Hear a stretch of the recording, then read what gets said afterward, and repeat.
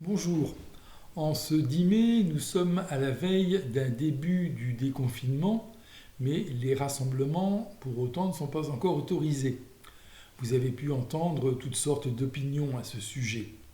Dans tout cela, ce qui me frappe, c'est de ne pas avoir entendu d'appel positif lancé aux catholiques pour qu'ils méditent davantage la parole de Dieu. Pourtant, il y a 6 mois, ce n'est pas très ancien, le pape François a institué un dimanche de la parole de Dieu afin, je cite, de vivre en profondeur notre relation avec Dieu et avec nos frères. Je ne pense pas que ce texte ait eu le temps de prendre la poussière sur le coin d'un quelconque bureau, et pourtant aucune déclaration rappelant ce texte. Il fait 6 pages, c'est court. Je vous encourage à le chercher sur Internet en tapant Vatican, troisième dimanche du temps ordinaire, et vous pourrez le trouver sur le site de la paroisse de Bellevue. Ce texte est d'autant plus d'actualité en ce temps pascal que le pape se réfère d'abord au récit des disciples d'Emmaüs. Notez aussi, en ce mois de mai, que le pape souligne que la Vierge Marie est reconnue bienheureuse parce qu'elle a cru à l'accomplissement de ce que le Seigneur lui avait dit. Les textes de ce dimanche nous parlent aussi de la parole de Dieu. Dans la première lecture d'abord, les apôtres désignent 7 hommes pour le service des tables afin de ne pas délaisser la parole de Dieu. Conclusion de l'épisode.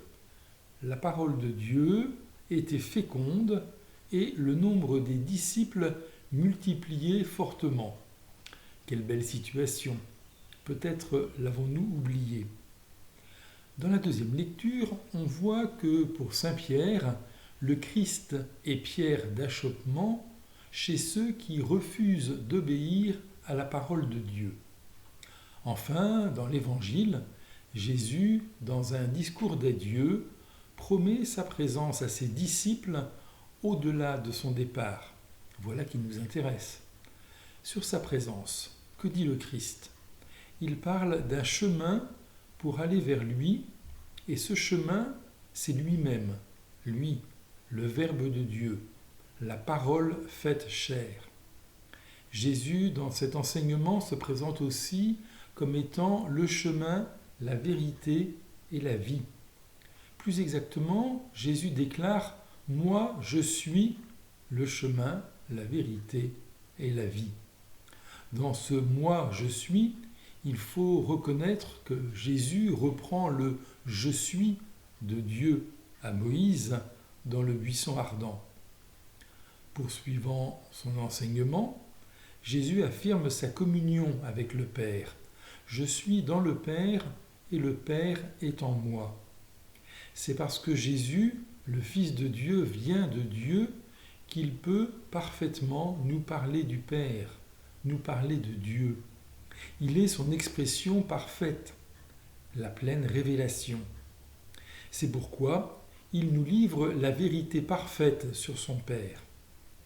Enfin, si Jésus se dit être la vie, c'est qu'il est la vie qui se donne aux hommes, la véritable vie que nous recherchons fondamentalement tout au long de notre existence.